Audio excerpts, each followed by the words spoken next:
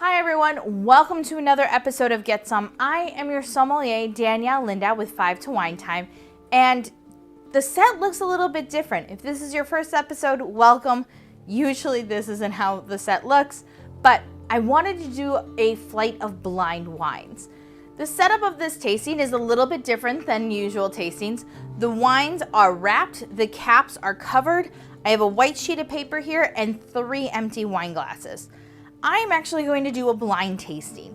I asked Essie, who is my dear friend and the creative genius behind this camera of making these episodes, to go to a store with $50 in his hand and buy me 3 wines. The only rules were it had to be real wine, it had to be 3 different grape varietals, and it had to be under $50. That's all I know. Hopefully he followed instructions, we'll find out. But I wanted to show you what myself and fellow sommeliers do to hone in our skills, to get better at our blind tasting, to be able to describe these wines to you, whether it's in a video or tableside at a restaurant or in an aisle at a retail store. We as sommeliers, we take pride in knowing wines and knowing these tastings and these profiles of different grapes and varietals and regions, and so that we can share our passion with you. So I'm gonna step out. Essie's going to take off these little white pieces of paper, pour me wine. Essie, I need you to pour the wine to about right here for me, right at the lip right here. Okay, cool. I'm gonna come back in and I'm going to do a blind wine. The reason why I have a white piece of paper back here for me is 1, I can write some notes, but 2, it's also for me to help gauge the color core and the scheme. I'm gonna keep my audio on while I'm doing this flight of 3 wines. We may fast forward a couple of parts, but you will see what I do. I'm gonna put a 5-minute limit on for 3 wines so you can watch me in action. So I hope you enjoy. I'll be right back. Essie's gonna open up these bottles of wine and we'll get right into it.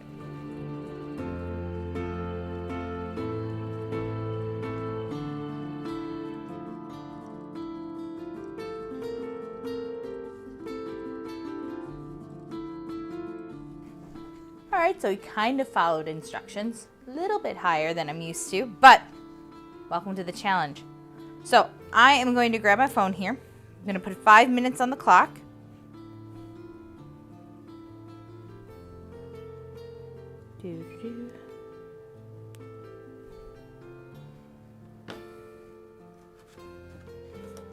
And the time starts now.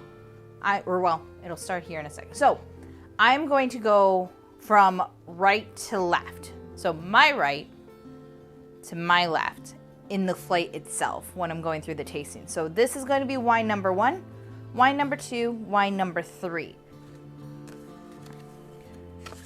And what I'll do is what he was using to cover the caps before.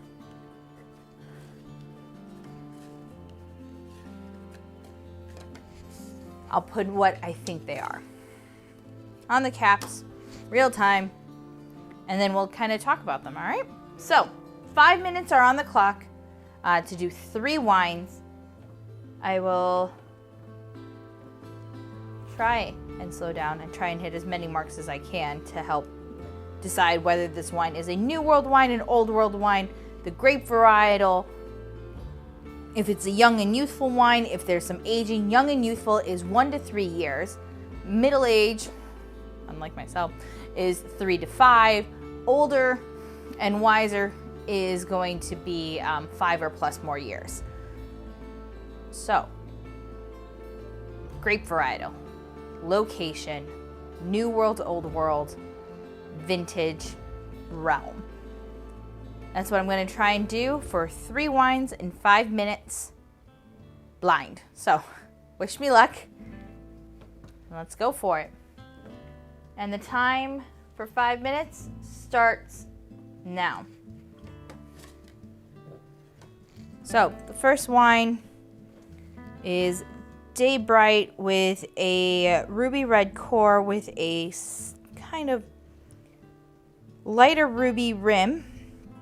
The wine is very light and opaque, which is making me think that this is a possible light skin grapes, so that's knocking out, process of elimination. Not a Cab, not a Shiraz, not a Merlot. So I'm thinking a light body wine such as like Gamay, Barbera, Pinot Noir. What other are lighter skin? Ooh, Cab Franc can be seen as a lighter skin grape.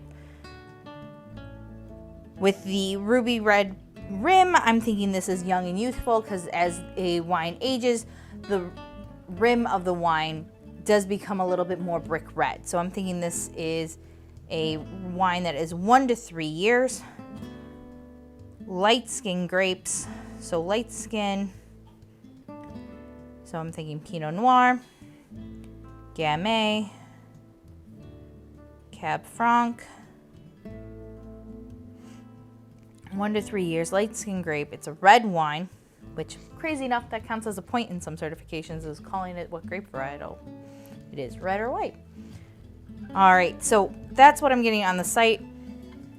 On the nose, I'm getting cranberry, raspberry,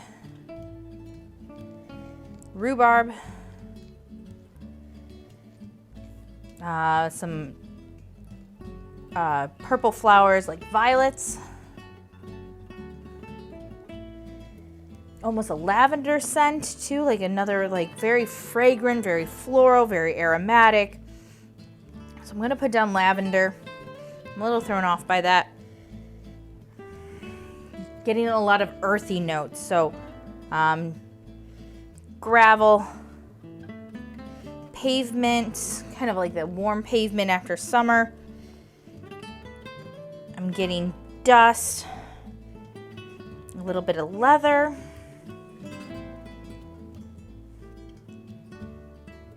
Kind of wet clay too. Baking spices, which usually kind of helps me indicate if there's oak usage.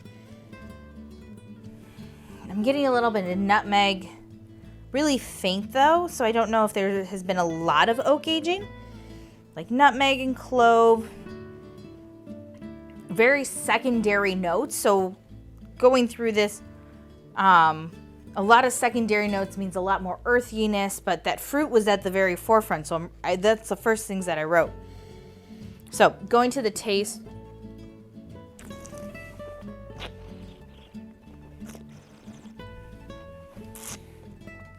Reconfirming all of those red fruit notes. There's some really big acidity going on here, so still going with that light body. Wines that have acidity that's moderate plus. Still really light body, medium plus.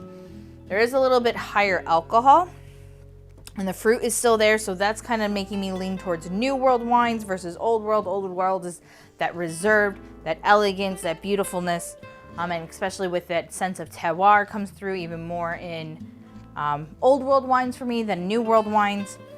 So the higher alcohol, the fruit notes, it's making me think that this is a New World wine.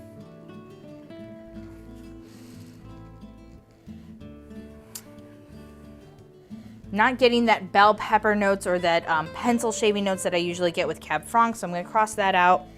No really big bubblegum note flavors, no Dr. Pepper, no chilies, kind of no bubblegummy, not really big like fruit and fruit concentrate, so I'm not feeling the Gamay call, but all this earthiness, it's very refined, but light body. I think I'm going to go with a Pinot Noir.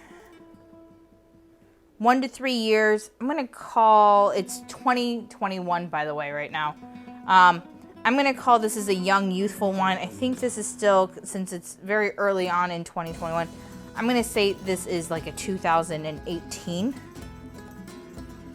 Pinot Noir, New World. Wow, I took 5 minutes just for one wine. That is crazy. Stop. I'm a little bit rusty.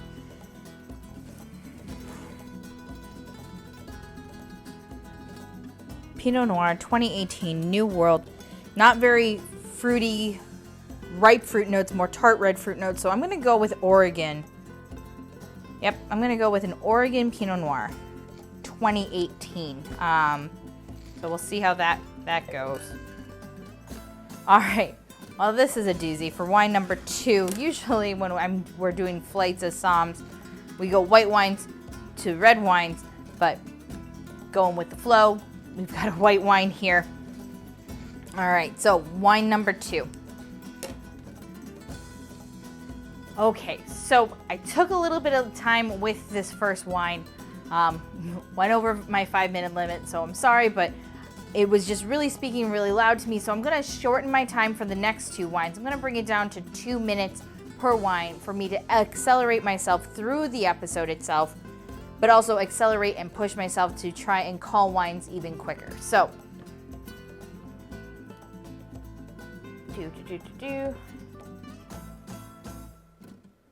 So 2 minutes on the clock. Wine number 2. All right, so time starts now. This is a white wine, day bright with some green shallots. So I'm thinking this is a young, youthful wine with those green flecks again. But a straw yellow. Aromatic. I am getting white peach, tangerine oil, almost like soap, kind of like aromatic, like soap that like my grandma would have in a dish. Gardenias, really ripe tropical fruit notes.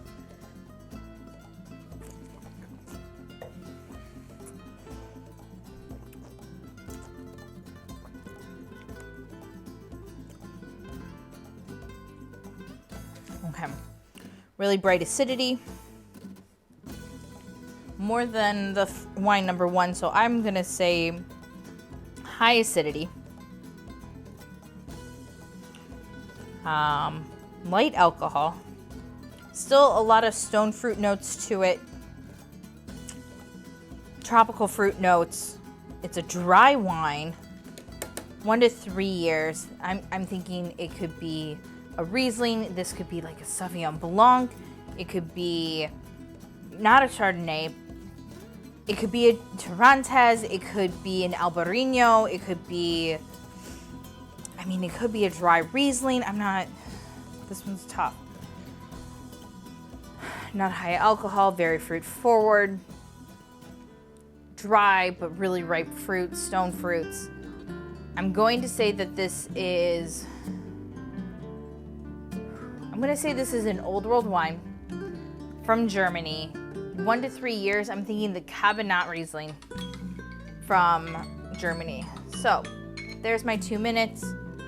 Cabernet Riesling from Germany. And I'm going to say it's a 2019. All right, so wine number 3. Again, that 2-minute mark. I'm going to try and push myself to get through this wine so that we can discover what they are. All right, wine number 3. Wow, this is a deep opaque red wine with a garnet rim. So that's kind of giving me an indication of possibly some age to the wine. It is deep, it is opaque. Whew, okay. I'm getting black licorice.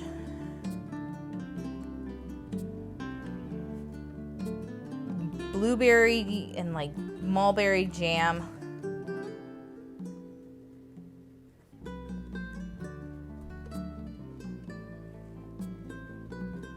Almost like a Robitussin kind of cherry note, so like a medicinal cherry. Kind of dusty.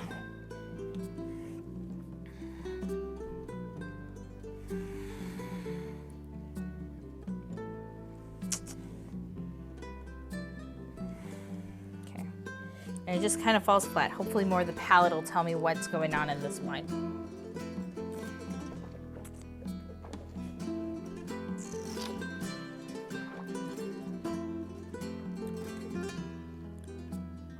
All right, so a lot more secondary notes to it. I'm getting a lot of baking spices, nutmeg, cinnamon, clove. I'm getting herbs. I'm getting sage. I'm getting thyme. I'm getting cilantro, all dried. I'm almost getting a little bit of onion there to it, which sometimes can be a flaw, but I don't think that is one. I think it's just part of what the wine is. Big, bold.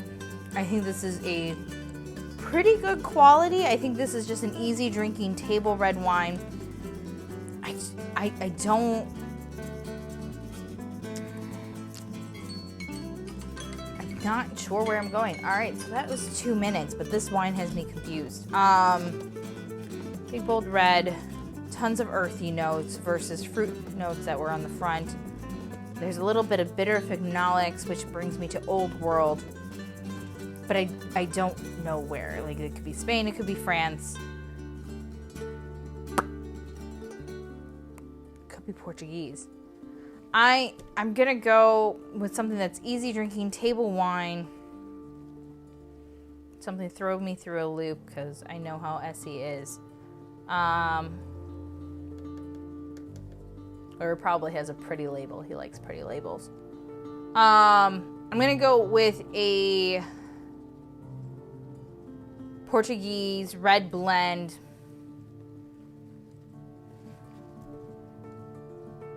(2016).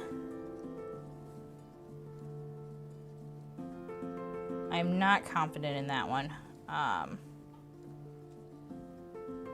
But I don't know where else to put it because it's not reminding me of Cab like a Bordeaux blend. So,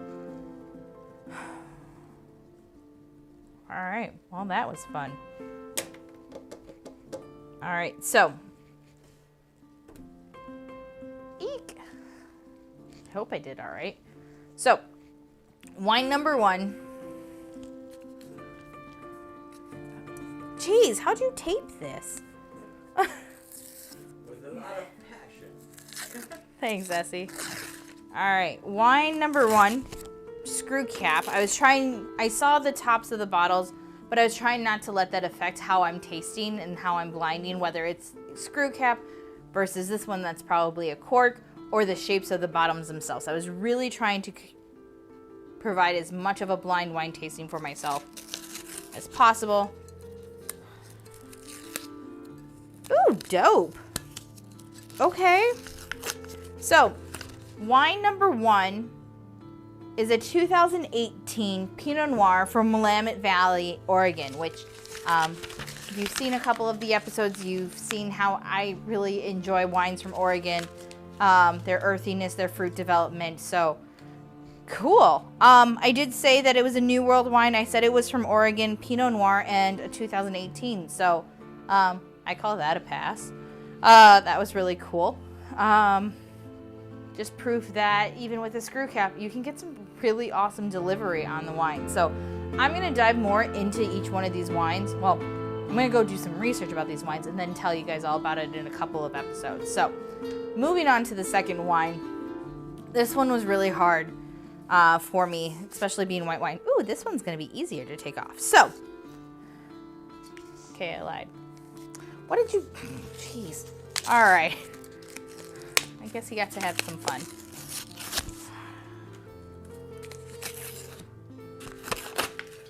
Oh! All right.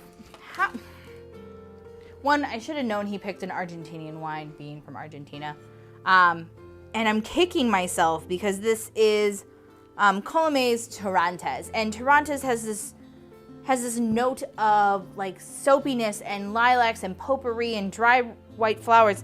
And I wrote that stuff down. I have the soap, I have the gardenias, and those are usually key signs for me about what a Torrontés is. But I don't know why I said it at first, but then I went with the Riesling because of the white peach notes and the fruit flavors. So I'm definitely going to have to come back and revisit Torrontés and taste it more and work on that skill.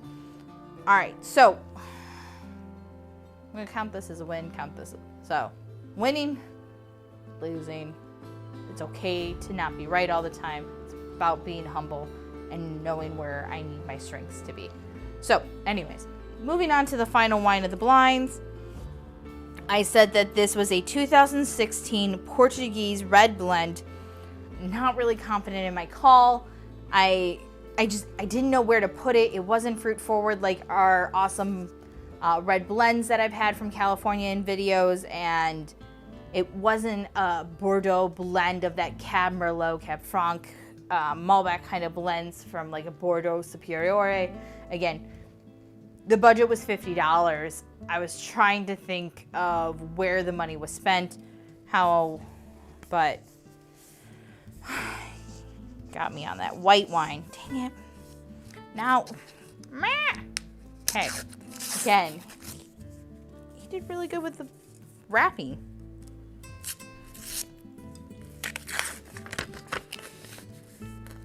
All right, so I said it was a 2016 Portuguese red blend.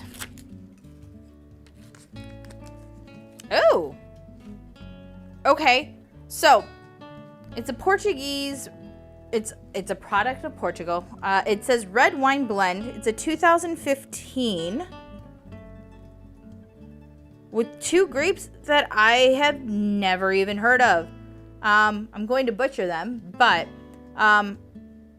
Aragons 70%, and Alicante 30%. It looks like it's a Southern Portuguese red drink. Yeah, I'm gonna have to do some research on this guy because I have never heard of either of these grapes, or this part of Portugal for wine. So cool. I got the country right. I got the style of wine correctly. I didn't quite get the vintage. I was off by a year, but semi-pass. But kind of cool. I was able to knock one wine out of the park. One made me want to reassess my blinds with white wines and go back to my notes and study Torrantes. And the third wine got me excited to dive more into Portuguese wines. 2 grapes I've never even heard of. So I hope you guys enjoyed this experience of me doing blind wines for you. Thank you, Essie, for picking out the wines and stomping the Somm. And good wrapping job, by the way. Thank you. So it is 5 to wine time. So grab yourself a glass. I'll see you guys next time, and I'm gonna go do some research. So cheers.